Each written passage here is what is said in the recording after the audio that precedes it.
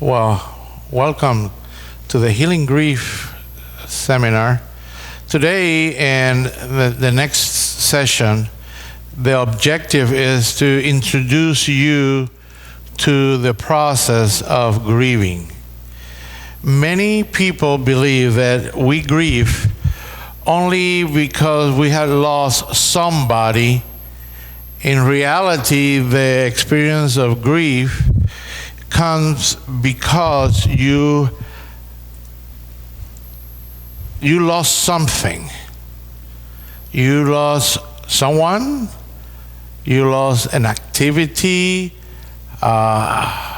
something, the experience of loss.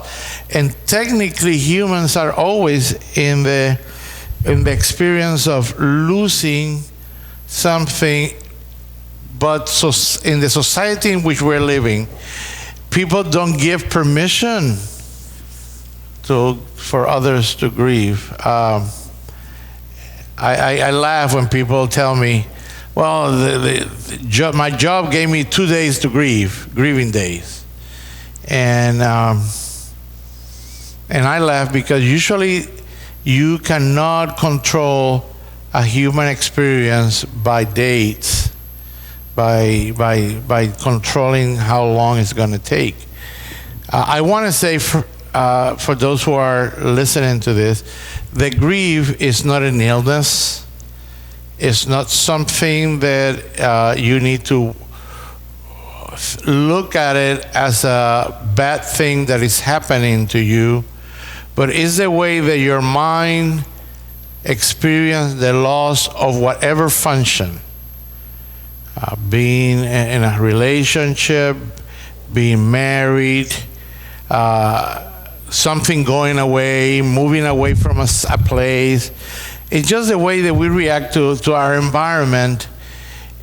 And then you stand acknowledging the past, looking to the future, and I'm talking about healthy grieving, and then you sit and you reevaluate. You go through life, and then you think about, okay, what I am going to do now.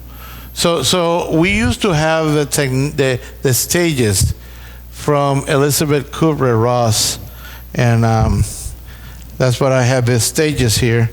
And many times when we thought about the stages, we used to tell people, I used to remember when I started to teach grief class, I've been doing this for almost 15 years, that people will come and say, in what stage I am, and why I keep going forward and then backwards, or how long this process is going to take.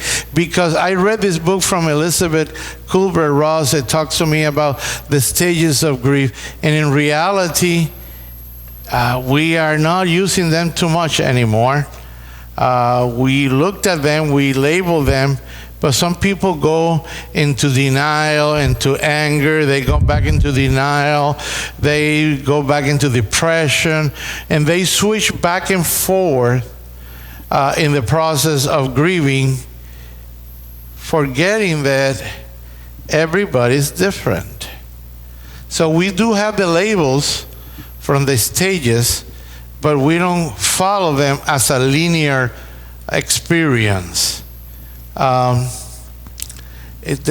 grieving process is subject to your surroundings, the importance of the experience that you lost.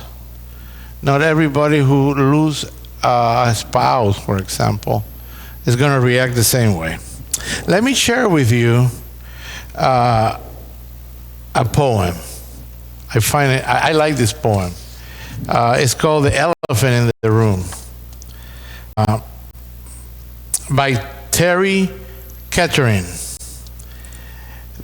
There is an elephant in the room. It's a large, so it's hard to get around it. Yes, you squeeze by with, "How are you?" And "I am fine." And 1,000 other forms of trivial chatter. We talk about the weather, we talk about work. We talk about everything else except the elephant in the room.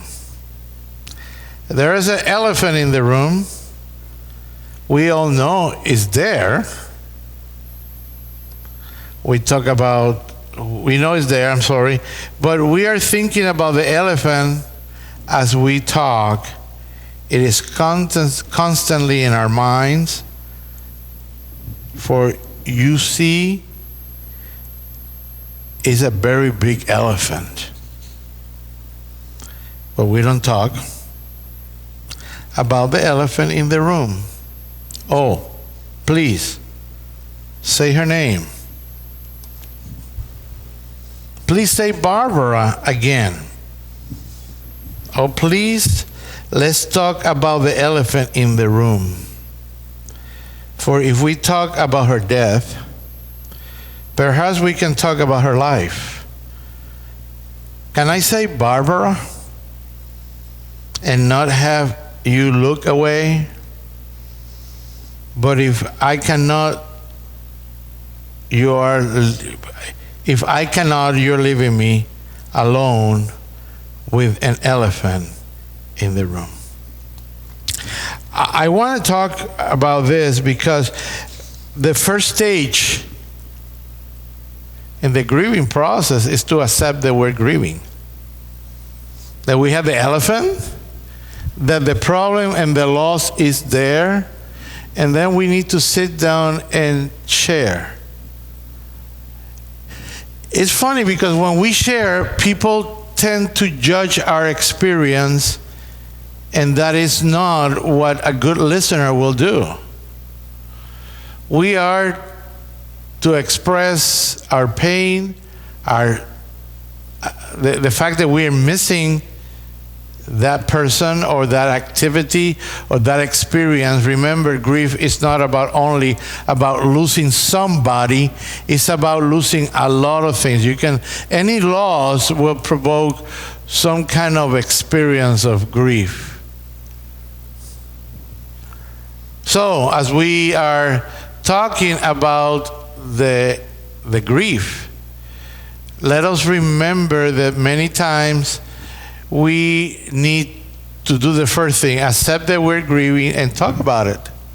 I tell some of my clients, please start keeping a journal.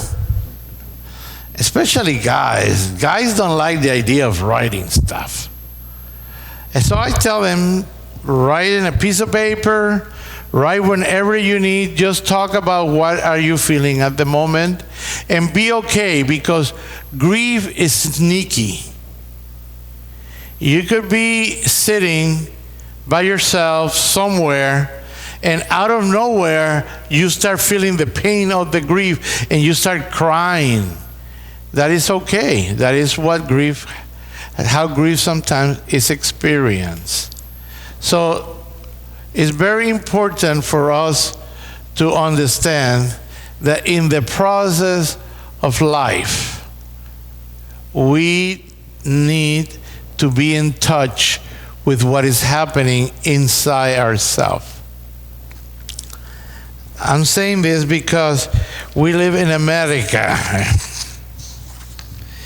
and somehow we are trained to go, and to deny our feelings. Many times it's because we don't trust.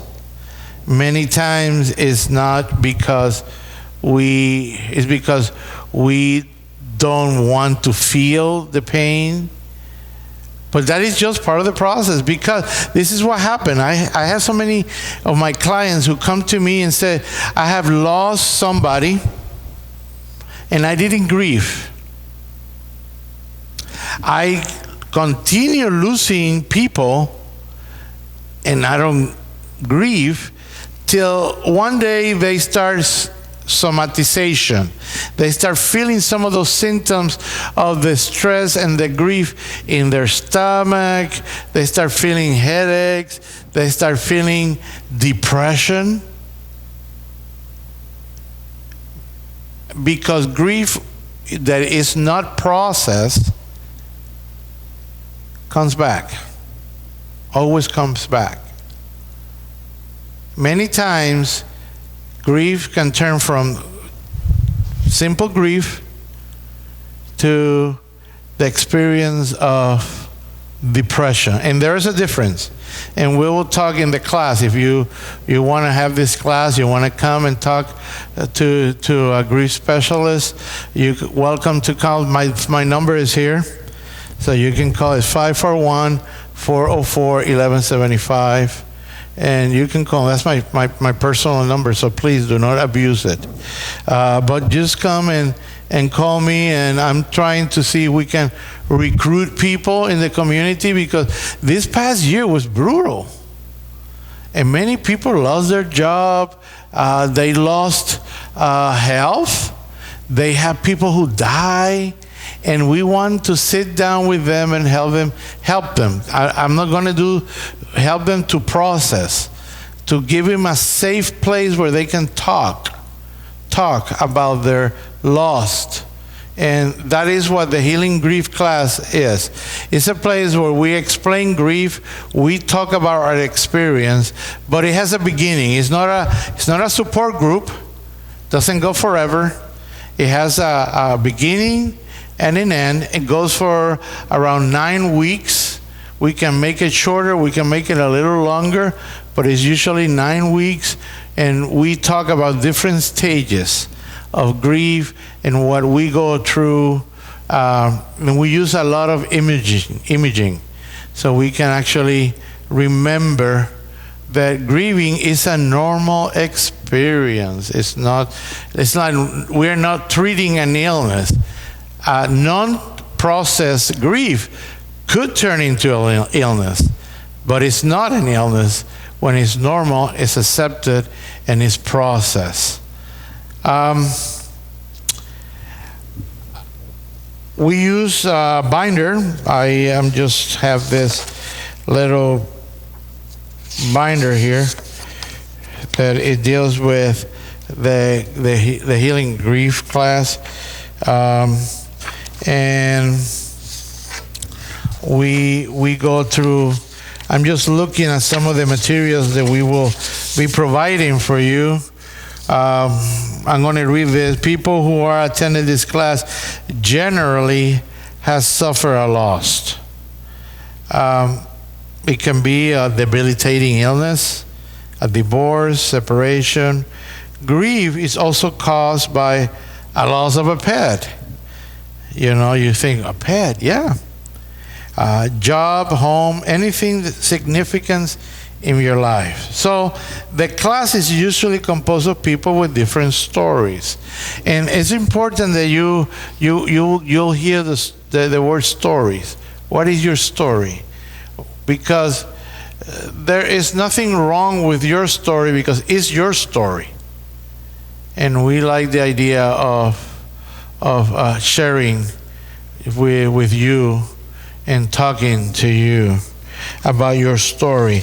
And then we'll go about some of the basic housekeeping materials. We'll go through the covenant. The covenant is that whatever is said at the class stays there.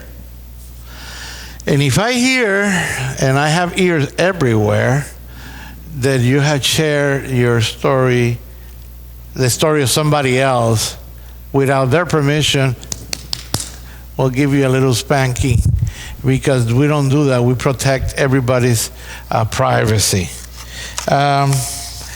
We'll get acquainted, and we'll talk about the tear soup, and I'll tell you in a little while what the tear soup is. And then we ask the people, by what you want to be remembered. And you'll be surprised how many people come with quilting, sewing, or bodybuilding, or some silly story, which is very, very, very interesting. I want to tell you that the healing process, the healing grief process, and each person is different. If you have lost somebody, do not come and say, well, I'm doing something different, and do not compare yourself. That is not what this is all about. We do it in a group because we all share. We all share something in our story, in our history. So we let people do what they call the personal loss awareness history, which is a test that you don't need to share with anybody in the class. Sharing in the class is subject to you. You are not forced to come here and spill your guts. You just talk, you just listen. If you want to share, you're open, you're welcome to share. So we talk about losses in the past. Like I said at the introduction, if you have lost people in the back, or you have lost anything, and you have not grieved it, it will come back. Some people come with very strong grieving emotions, and I say, where that's coming from? And they go to their lost history, and they found that they lost a grandpa, a grandma, an uncle, a pet, a job. And finally, what happened is that they never stopped to experience that loss. And all it came to something that happened at the end that actually have everything overboard, and they are feeling out of control. Because grief that is not processed goes nowhere, stays inside you, and in many times can make you sick. And there are many studies to prove that. This is the test that I'll be giving to people, and then it has your interpretation keys here and here. And nobody, like I said, it's it's a self-test. You use it for yourself, and then you can connect the dots from the test with the class. I'm going to do something that is not really professional, but how long I have? How long I have? 50. Okay, 5 minutes. 15. Okay, I just wanted to, so I don't go overboard with this. Okay, now let me read you a section from the Tear Soup. There's a book that actually was produced in Portland. It's called The Tear Soup, and he uses the idea that every loss is like you're preparing your own soup. And every soup tastes different, and you're preparing the soup with your tears. And it's called The Tear Soup, Reflection from the Tear Soup. And I share those in the class. We're going to call our main character here Grandy. But several years ago, Grandy got a taste of a well-seasoned tear soup. One of her friends made it from scratch after her child died. As soon as Grandy tasted the rich flavor of that carefully made soup, she promised herself never again to assume, and listen to this, that quicker was better. Usually when we are hurting, when we are going through the sadness of grief, we want to do it quick. Now people come sometimes to the class or even to my office, and they say, hey, can we do this fast? Because I have to move on, you know. Well, it doesn't work that way. We don't go fast. We go as we process. And the processing is very, very important in the activities of grief. You're gonna find out that when you think, and I'm just gonna say, when you think that you're done, technically you're not. You still come around and say, I was washing dishes the other day. By the way, this happened 3-4 weeks ago. Somebody called me and said, I was washing dishes. Can you believe that out of the blue, I start crying. And I was wondering where in the world this came from. Why was I was crying? When in reality I said, you have a spike. Grief, do not ask permission. Just comes out of nowhere. And at that time, the best thing to do is let it out. Cry, talk, write in your journal. And I do recommend, if you are going to a grief, or the holiday just passed recently, and we'll talk in the second session about the holidays. But even if you had some grief during the year, the holidays probably was really, really difficult for you. So, and grief, like I say, comes with anger, doubt, guilt, bargaining, disbelief, depression, feelings of being depressed. I want to say the anger is the one emotional feeling they ask, why am I human? And why can I stop what is happening? Why I do not understand. One of the things that grief will do to you is to make you feel that you have no control. Because when it takes control, it will make you stop and change your environment completely. I recommend those who are going to the grief, if they are not clinically depressed, and we'll define that in the class. If you're not experiencing clinical depression, we don't recommend people to take antidepressants during this time of grief, because what it does is it stops the grieving process, and then you feel good because you're taking the antidepressants. But grief will come back to haunt you right after you finish your dosage, or you finish your treatment, or you're finished whatever you're doing. It will come back to haunt you.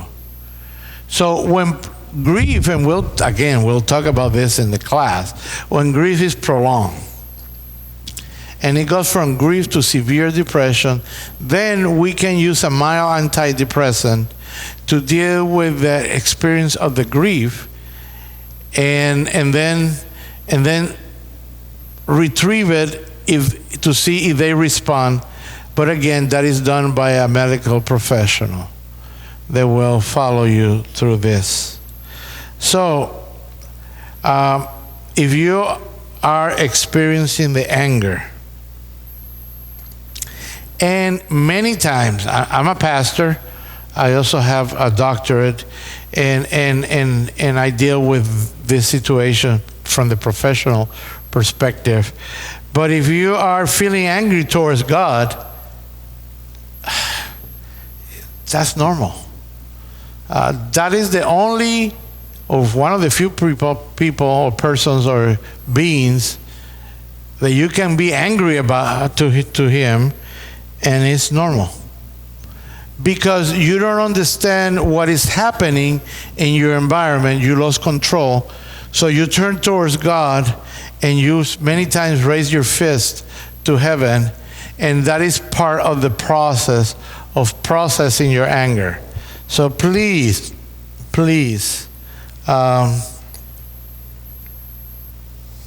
just experience it. Let it go. Read your Bible.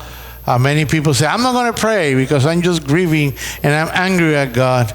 Well, you don't need to stop talking to God. You just need to tell him that you're angry. He understands that. He understands. And we will talk about some experiences in the book, in the Holy Book, the Scriptures, where Christ dealt with grief. He experienced grief himself. And we are not proselytizing.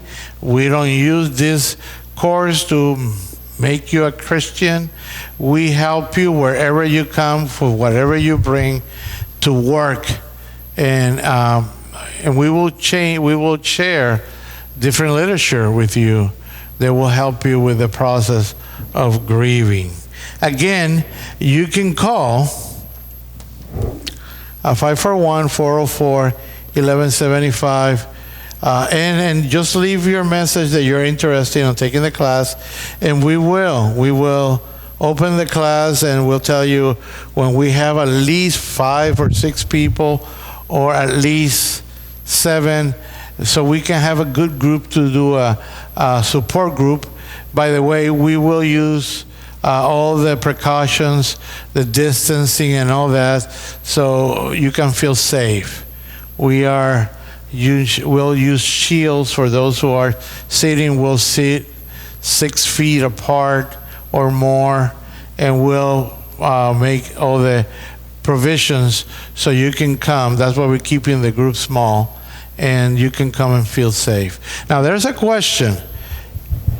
Only grief with death? And I already answered that. Grief can happen with any loss. So please, as you are thinking about this, as you're listening to this, if you know somebody that have gone through the experience of grieving, or is grieving, or have a non-healthy grief response, just bring it and we'll talk. And we are here in this community of faith to help you process your feelings. I used to teach this course in Portland at the Portland Adventist Medical Center, and I taught it also in the Caribbean. I had taught classes. I taught nursing students about this program. I just want you to know this is going to be a privilege for me to come and share and talk to you. I'm going to see if I'm going to finish with this poem. Do you have a body? Don't sit on the porch. Go out and walk in the rain. If you are in love, then why are you asleep? Wake up, wake up. You have slept millions and millions of years. Why not wake up this morning? Kabir is the writer. It's an Indian poem.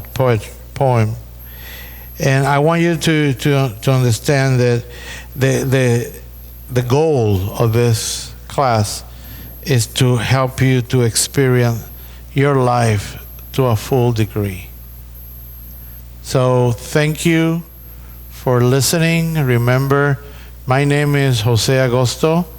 You can call this number, 541-404-1175. And once we get a group of 5 to 7 people, we'll gather and we will start the class. Have a good day, a good evening, a good night. And I hope that if you're grieving, you can be experiencing healing touch